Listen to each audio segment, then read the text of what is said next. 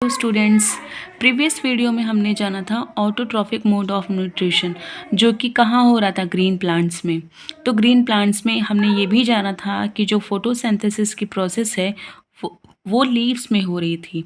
और लीव्स में क्या था, अभी हम डिस्कस करेंगे स्टोमेटल पोर के बारे में।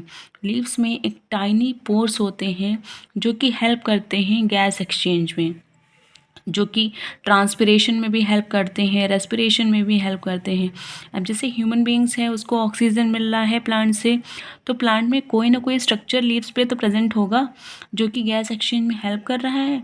तो आज हम डिटेल में जो प्लांट में स्ट्रक्चर है, लीफ में प्रेजेंट है, उसके बारे में डिस्कस करेंगे। तो हम स्टोमेटल पोर क्या है, वो एक टाइनी पोर्स लाइक स्ट्रक्चर्स होते हैं प्लांट की लीफ में, जो कि हेल्प करते हैं ट्रांसपिरेशन में और एक्सचेंज ऑफ गैसेस में। तो हम स्टोमेटल पोर जान लिए क्या है। लीव्स में एक पोर लाइक स्ट्रक्चर होते हैं जो कि हेल्प करते हैं किस चीज़ के लिए, गैस एक्सचेंज के लिए, ट्रांसपिरेशन के लिए।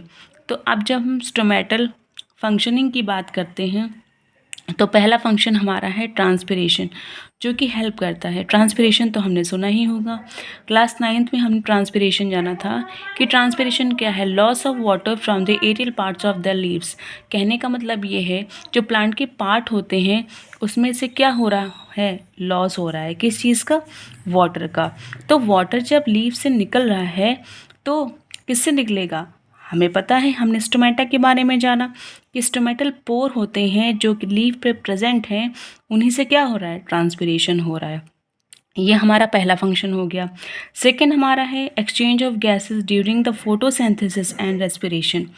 अब ये सेकंड हमारा फंक्शन क्या बता रहा है कि जब हमने ये फोटोसिंथेसिस की प्रोसेस को डायग्राम में समझा था तो हमने ये देखा था एटमॉस्फेयर से क्या हो रहा था, प्लांट CO2 ले रहा था, फिर उसके बाद बाहर क्या दे रहा था, ऑक्सीजन दे रहा था।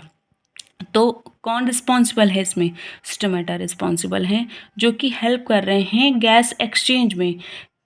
कौन सी प्रोसेस में, फोटोसिंथेसिस की प्रोसेस में। और किस में हेल्प करते हैं, रेस्पिरेशन। रेस्पिरेशन भी एक नेचुरल अकरिंग है जो कि प्लांट्स में हो रहा है। अब हम यहाँ पे स्ट्रक्चर ऑफ स्टोमेटा की बात करते हैं। जब हम स्ट्रक्चर ऑफ स्टोमेटा की बात करते हैं तो हमारा जो ओपनिंग एंड हमारे स्टोमेटा हैं जो दो तरह के होते हैं, ओपन स्टोमेटा और क्लोज स्टोमेटा। तो जो ओपनिंग और क्लोजिंग ऑफ स्टोमेटा होता है वो किस पे डिपेंडेंट होता है, गार्ड सेल्स पे। अब जैसे जब हम स्टोमेटा के स्ट्रक्चर की बात करते हैं तो हमारी बाहर की जो लेयर है एपिडर्मल सेल है, जो हमें ग्रीन कलर के पिगमेंट्स दिख रहे हैं वो क्लोरोप्लास्ट है, फिर हमें वैक्यूल दिख रहा है, फिर हमें गार्ड सेल दिख रहा है, न्यूक्लियस है, स्टोमेटल पोर है। तो जब हम इस स्ट्रक्चर को देख रहे हैं तो जो हमारा स्टोमेटल पोर है वो हमें ओपन दिख रहा है, और हमारा जो opening and closing of stomata है वो किस पे डिपेंड होता है, गार्ड सेल्स पे। और हम जब क्लोज स्टोमेटा देखते हैं तो हमने ये देखा कि जो गार्ड सेल्स हैं वो आपस में अटैच हैं, तो मतलब हमारा ये स्टोमेटा क्या है, क्लोज है।